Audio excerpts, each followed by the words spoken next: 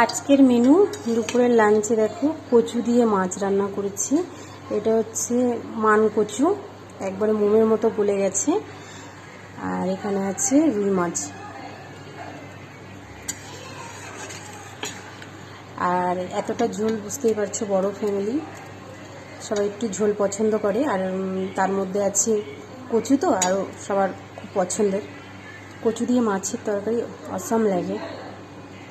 তার এই যে এখানে মামামের জন্য মাছ ভাজা রেখে দিয়েছি একটা। আর এখানে তেল গরম হচ্ছে। এই যে মাছের ডিম এনেছে, দেখো মাছের ডিম, একটু বেসন দিয়ে দিয়েছি আর একটু নুন একটু হলুদ দিয়ে এটা মাখিয়ে, এটা না পেঁয়াজ দিলে খুব ভালো লাগে খেতে। দেখো এটা এখন বড়া করব। এই যে তেলটা গরম হলেই বড়াটা খুব সুন্দর লাগে, ওটা আর লাগবে না, বড়া দিয়েই মানে হয়ে যাবে। বড়াটা সবাই পছন্দ করে, ডিমের বড়া খেতে সত্যি খুব সুন্দর লাগে। তোমাদের কার কার মাছ ভালো লাগে না ডিমের বড়া ভালো লাগে কমেন্ট করে জানিও।